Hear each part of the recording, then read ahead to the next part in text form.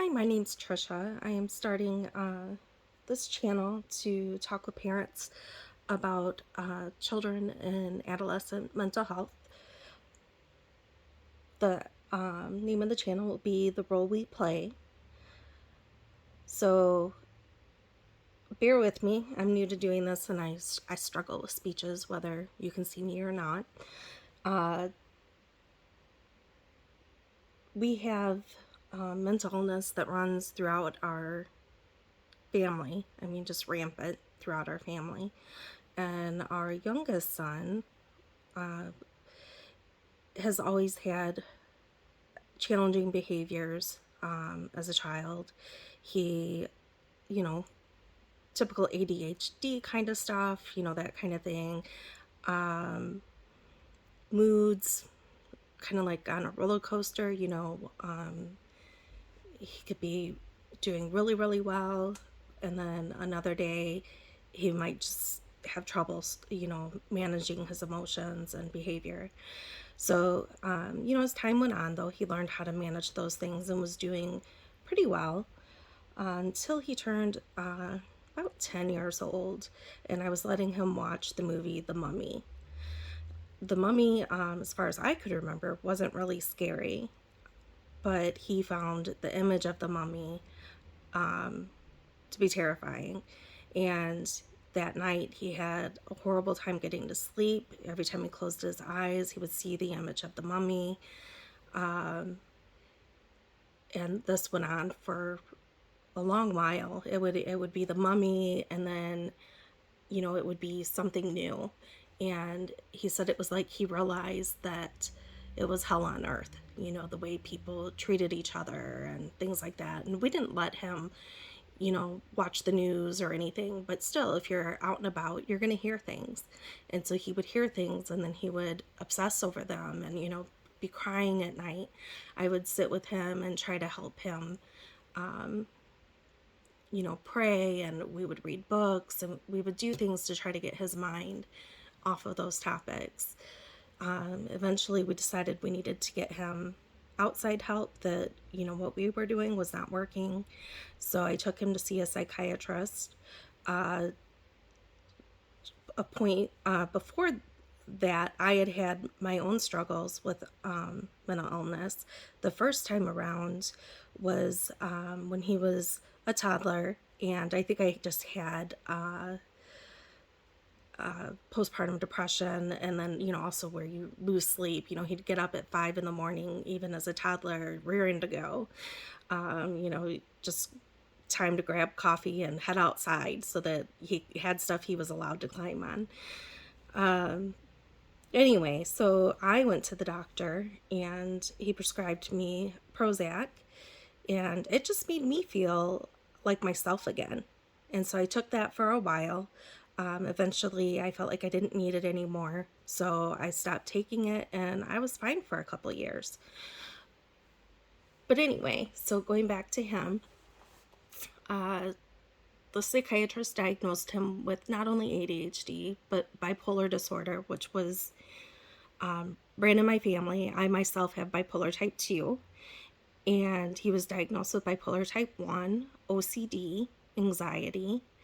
I'm not sure if the depression was really separate or she just labeled it as part of the depression that comes with bipolar. So because medicine worked so well for me and nothing else was working for him, I did allow her to put him on some medicine, and it seemed to help a little. I mean, he was able to get to sleep at least, without being so upset, but it wasn't quite right. And she had us go to a therapist that was in her office. The therapist saw us a handful of times and said that, that was all she could do for us. So we stopped seeing her, and, she told us we were welcome to come back anytime, but she didn't, really know what else she could do for us.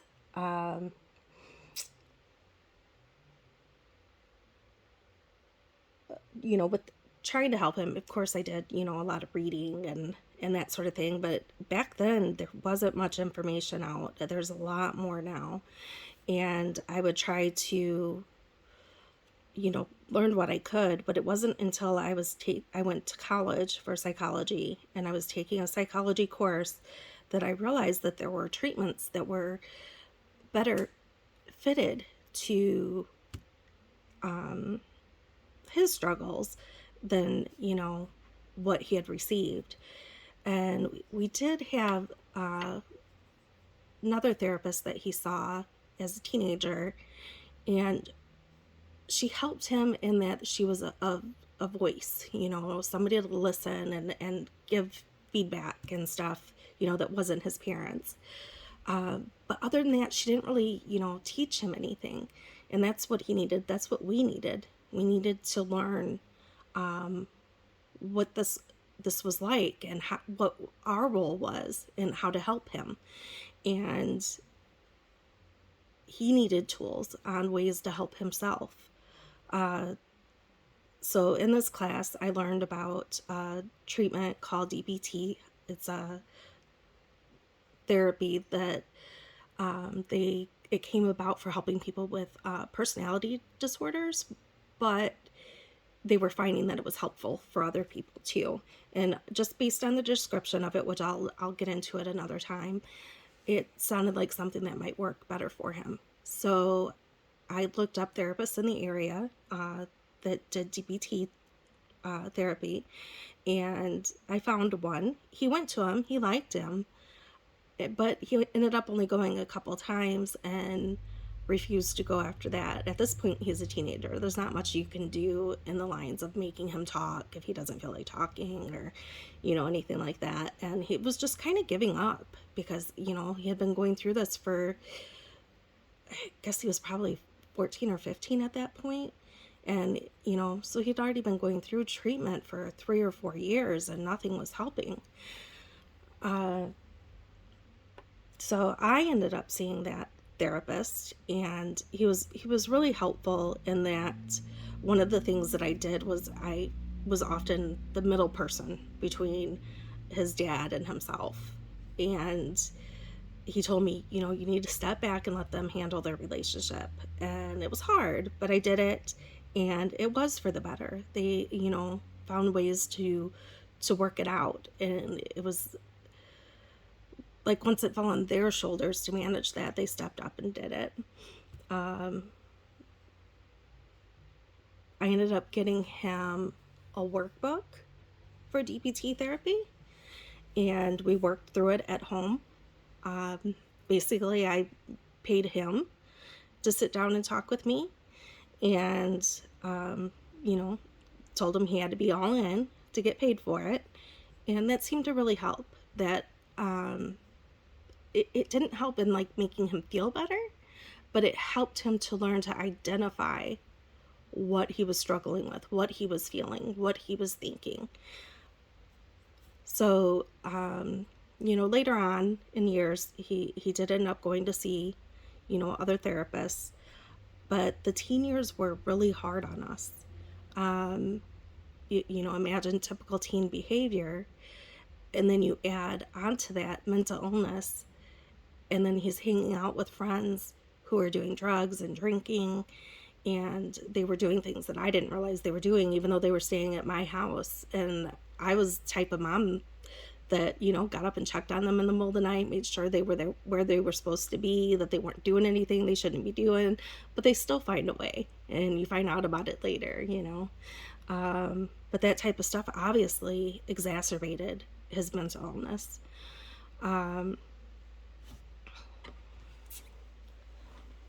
So, but there were a lot of things along the way that, even though, we weren't with the right therapist for him, that we were able to do as a family to try to make things not as bad. So we had, a lot of ups and downs. I want to share some of that with you guys along the way. So hopefully you can have the knowledge that I didn't have in the beginning, and learn how to manage their behaviors, and or really more to the point, manage your response to behaviors so that it doesn't get blown way out of proportion. Because, for Kyle, he was very uh, sensitive to the things that you said to him. He had his own frustrations with his thoughts and his behaviors, and he's not understanding all of it, and where it's coming from. It's just driving him nuts. So I had to learn how to reflect things back to him. You've probably heard of I statements, and not using you statements and that kind of thing, and we'll go into that more too later. So I had to learn to use those tools, and constantly remind him that I only want good things for him, that I'm only doing the best that I can to try to help him so that he can have a good life. So instead of fighting with him about something, just expressing, why these things are the rules, why these are the consequences, all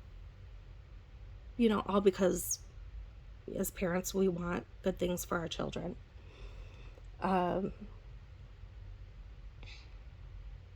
So I'd like to, help you, and hopefully there's some things that I say that are helpful, and maybe there's some things, you already know, that you've already been on this road for a while.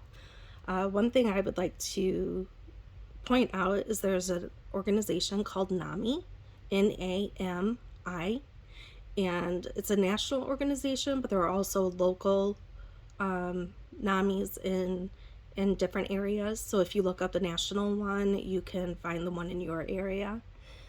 There's also, if you find them, you can find the link to resources, and they have a whole 111 pages of resources for around the country for different aspects of mental health that you might be dealing with.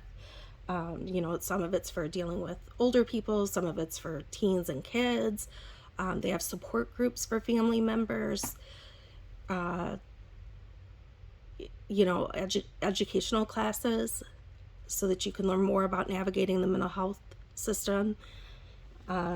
There's also a text line that you can use, 62640. And then maybe you've heard of this and maybe you haven't. There's a crisis number that they can call or text, and that's 988. So if they ever feel like they need to talk to somebody, they can text 988, or I think even call it, and that will get them to somebody who's trained to help them through their crisis. Some states, I know Illinois does, I'm not sure about other states, but they have crisis people for people without insurance or with Medicaid that will come out to your house and do an assessment or just try to help calm the situation down. So in Illinois, that program is called SAS, and the different ones in different areas. And if there's hospitalization needed, they help you through that process.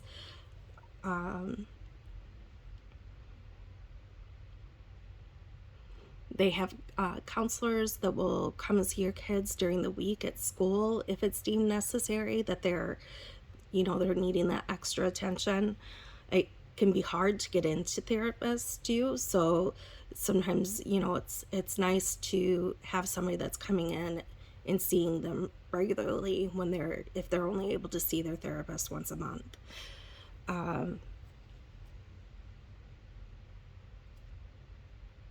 It's I don't know about other places, but I know the one that I worked with, they had really good counselors that really cared and took the time with their kiddos that they worked with to truly try to help them. And they worked on tools and educating them on things that they can do to get over an anxiety attack, doing things that are going to pull them back into the moment where they might be spiraling out. that's all I have for this time. I apologize. I will try to get better about talking on here. Next time, I'll share more about resources as well, and hopefully give you some tools and tips that make things a little bit easier for you. But just so you know, there are many others out there, parents who are struggling and not sure how to get it right. You're not alone. We're out there, and getting involved in a support group can not only give you the support that you need, but also tips. Everybody's learning different things, running into different programs. So if you get involved with something like that, you're going to learn about things out there that you didn't know about. All right, I will talk with you next time. Bye.